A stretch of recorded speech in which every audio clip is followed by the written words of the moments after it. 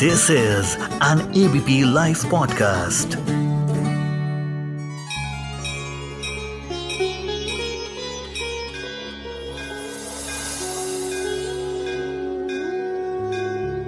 आप सुन रहे हैं रामायणा डायरीज।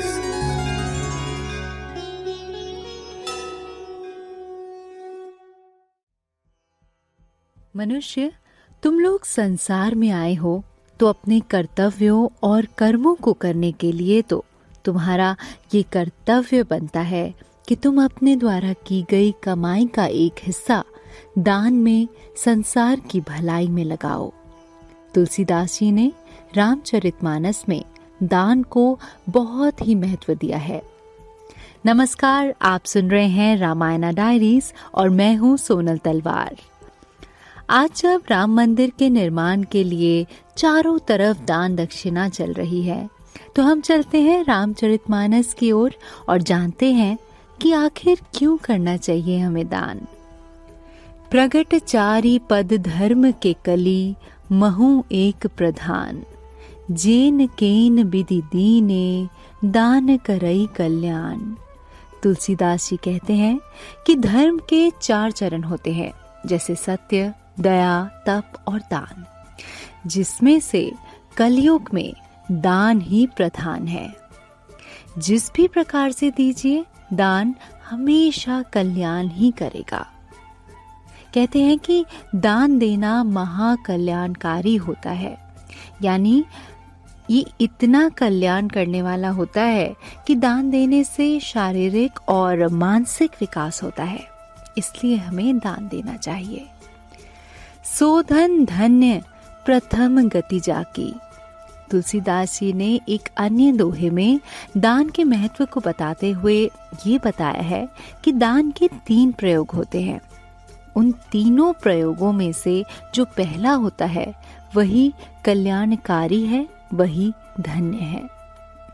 कोटिन बाजी मेद प्रभु कीने, कोटिन बाजी मेद प्रभु कीने, दान अनेक द्विज कहि दीने। रामचंद्र जी ने भी कई दान किए थे और उन्होंने तो अश्वमेघ यज्ञ किए थे और कितने ही ब्राह्मणों को दान दिया था। तो दान भी कई प्रकार के होते हैं और उनमें से एक होता है धार्मिक स्थान के लिए प्रोत्साहित किया हुआ दान। आज जब राम मंदिर बनने के लिए दान की बात आती है तो हमें अपने दिल से दान देना चाहिए, यानी अपनी कमाई का सिर्फ कुछ हिस्सा, जिसको देते हुए आपको बेहद खुशी हो। और अगर जहाँ भी कोई भी संकोच हो तो ऐसा दान करना ही नहीं चाहिए, क्योंकि वो दान कभी फलता नहीं है। कहते हैं दान दिए घट ना घटे, नदी ने घटे नीर। अपनी आंख देख लो, यूं क्या कहे कबीर। कबीर जी ने भी यही कहा था कि दान देने से कुछ भी नहीं घटता। ये ऐसे ही होता है जैसे नदी से निकाला गया पानी। और दानशील मनुष्य वही होता है जो करुणावान हो, त्यागी हो और सत्कर्मी हो, यानी जिसने अच्छे कर्म किए हों। जिसके हृदय में दया नहीं होती ना, वह कभी दानी नहीं हो सकता। दान ऐसा हो जिसमें बदले में कुछ पाने की भावना ना हो। जैसे अनकंडीशनल लव होता है, वैसे ही अनकंडीशनल दान होता है। हमारे वेदों में भी दान का बहुत महत्व बताया है। अर्थवेद में एक श्लोक में लिखा है कि सैकड़ों हाथों से कमाना चाहिए और 1000 हाथों वाला होकर दान देना चाहिए। और यदि हम प्रकृति से भी कुछ सीख ले तो पेड़, यानी जो वृक्ष हैं, वो परोपकार के लिए फल देते हैं। नदियों का जो जल है वो परोपकार के लिए होता है, वो दूसरों के लिए होता है। शास्त्रों में परोपकार का फल अंतःकरण की शुद्धि के लिए जरूरी कहा गया है। और रामचरितमानस में तुलसीदास जी कहते हैं कि परहित के समान कोई धर्म नहीं है। परहित यानी दूसरों के हित के समान, और यहाँ पे हम समाज के समान की बात कर रहे हैं। और दूसरों को कष्ट देने के समान कोई पाप नहीं है। कहते हैं कि विद्या दान महादान, यानी विद्या का दान सर्वोपरि है। यदि हम धन से वस्त्र का दान देंगे तो वह भी बहुत बड़ा दान होगा, किंतु यदि हम किसी दूसरे व्यक्ति को विद्या का दान देते हैं तो इससे उसका सारा जीवन सुखमय हो जाएगा। किसी के मन का अंधकार दूर करके जो खुशी मिलती है उस दान को ब्रह्मदान कहा जाता है। तो यानी कि अगर कोई भी दान दूसरों के लिए किया जाता है, समाज की भलाई के लिए किया जाता है और जिसका महत्व बहुत ही लंबे समय तक होता है, उस दान का बहुत ही महत्व बताया गया है।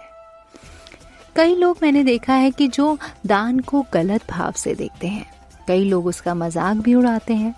यहाँ तक ये भी देखा गया है कि दान के नाम पर चोरी चकारी भी की जाती है। कई लोग अपना 2 नंबर का पैसा 1 नंबर में करना चाहते हैं, वगैरह वगैरह। पर ये सब दूर दूर तक दान नहीं कहलाता, ये दान का उपहास है। जो चल बाड़े नाव में, घर में बाड़े दाम। जो चल बाड़े नाव में, घर में बाड़े दाम। 2 हाथ उलीचिए, यही सयानो काम। कबीर जी ने इस दोहे में कहा है कि जैसे आप जब नाव चलाते हो और उसमें कोई छेद हो जाए तो नाव के अंदर पानी बढ़ने लगता है, तो उसी प्रकार से जब घर में धन संपत्ति यश की वृद्धि होने लगती है तो अपने दोनों हाथ का उपयोग करिए और जल्दी से नाव में से जल को निकालना शुरू कर दीजिए। यानी आपके घर में जो धन है उसी में से आप दान देना शुरू कर दीजिए, तो शांति भी आनी शुरू हो जाएगी और यही सयानों का कार्य है। दान करने से कर्म सुधरते हैं और अगर कर्म सुधर जाए तो भाग्य संवरते देर नहीं लगती। पर देना उतना जरूरी नहीं होता जितना कि देने का भाव।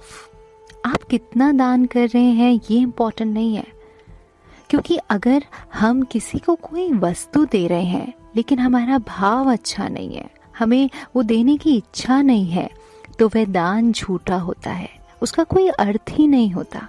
इसी प्रकार जब भी हम देते हैं उसके पीछे ये भावना होनी चाहिए कि इससे कोई पुण्य मिलेगा, या फिर परमात्मा इससे और हमें बेहतर देगा, या फिर हमारी जो नज़र है वो लेने पर है, देने पर नहीं।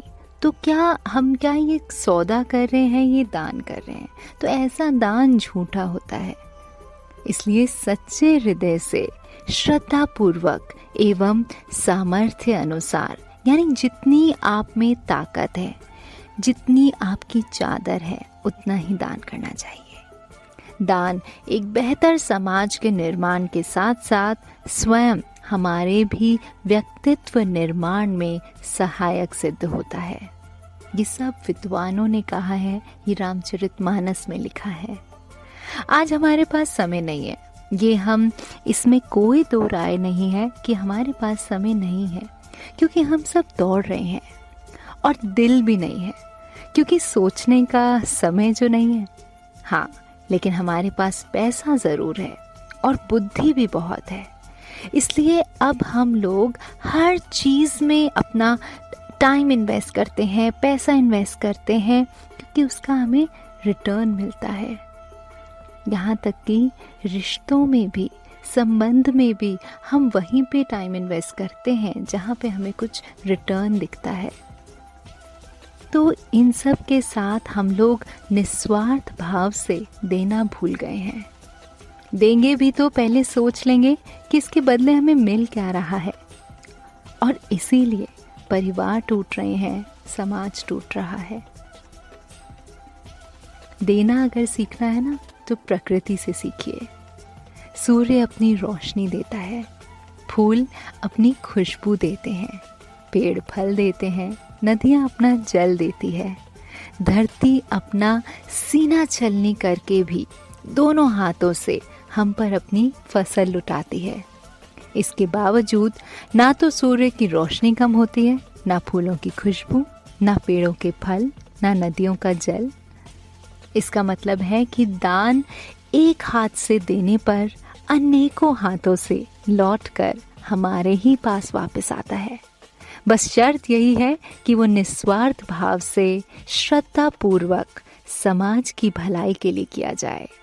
तो जब भी दान करें, दिल से दान करें, और हाँ, हो सके तो दान का अपमान कभी ना करें। इसी कामना के साथ इस कथा को देते हैं विराम। आप सुन रहे हैं रामायणा डायरीज। मैं हूँ सोनल तलवार। जय सिया राम।